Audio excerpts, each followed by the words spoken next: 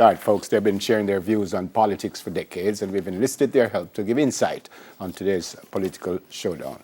With us now via Zoom are political analysts, Mr. Kevin O'Brien Chang and Mr. Richard Dickey Crawford. Morning, gentlemen. Welcome to Smile Jamaica. Morning, gentlemen. Morning. Morning, everyone. Sir Kevin, let me start with you. And before I ask about this election, the last election, we had 47.7% of the electorate voted. Why? No, we have to, this percentage of registered voters voting, we need to stop using it because a lot of people have gotten registered and not interested in voting. If you look at voters as a percentage of the Jamaican population, 32% voted last time, 32% before the previous election, and that's the average. So more people voted last election than in any previous election, because it increased in 2011. So this myth that there's a decline in voter turnout based on the fact that more people are getting registered as voters, but only using it as an ID. They don't really intend to vote. Okay. So a percentage of the population are voting 32%, have been pretty steady fluctuations, but more Jamaicans voted in the last election than any previous election. At 47%, that's the first time. 47% of registered voters. Yeah. More people are registering to vote, even though they don't intend to vote. They just want the ID. Yeah. So look at the number: 871,000 Jamaicans voted last time, and that's more. Because like the previous election was 866. Well, I've never heard it put that way, but now that you explain it. All right. I said I've never heard it put that way. So the myth of declining voter turnout is not correct. More Jamaicans are actually voting. Okay. All right. I'll take your word for it. Dickey, with that being said, what do you think the voter turnout will be today? Do you think we'll continue to see people coming out with the pandemic, with talks of rain and so on? What do you think is going to be happening at the polls? I think it's going to be low. The most ardent workers and supporters of both parties share that view. I think and I see where the Jamaica Labour Party are making or taking certain steps to ensure that they bring out votes. I think that's going to be very critical in this election. And I think that they have the edge for sheer resources over the People's National Party. But yes, in talking to people and getting an idea from everyone, the more elderly group are a little shy of turning out, and I can understand why. They are more prone to getting sick from the virus, if anything. That gives the JLP another advantage because the younger element in the voting situation tends to support almost openly, almost totally, at this point in time, the Jamaica Labour Party. Sir Kevin, back to you, sir. What about the manifestos that we heard, that we read, that we saw? Would that swing a voter? On the turnout, Trinidad had an election recently, and in a similar COVID time, and their turnout, 10% less people voted this election and last one. So that's an indication of what might happen in Jamaica. The manifestos, not really. A lot of people hear about them. Does it affect their vote a lot? I don't think so, because very few people are going to spend hours and even days going through these manifestos. So I don't think there'll be a big factor. The only factor may be that while the JLP has one spokesman, Nigel Clark, who is the finance minister, the PNP has a different spokesman. The finance shadow spokesman is not even this person speaking about their manifesto. Yep. So it might cause a little confusion for the public. Yep.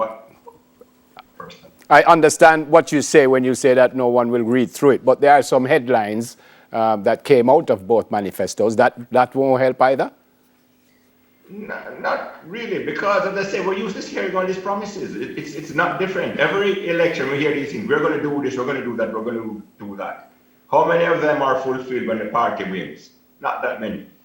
So people are going to go by performance of the government. Basically, is the government doing well? If they are, keep them. If not, vote them out. I think that's how most people vote. Okay. All right, Dickey, one of the things that happens on election day is people before the start will say, all right, these are safe seats. But the ones that are battlegrounds are usually where everybody's going to be, putting their eyes. What are some of the battleground seats we should keep our eyes on today? Are you expecting any upsets today? That's possible. I mean, the pollsters are clear, they are consistent. All the trends, all of that information points to a GLP victory overall. But it's in politics. There's always the unexpected.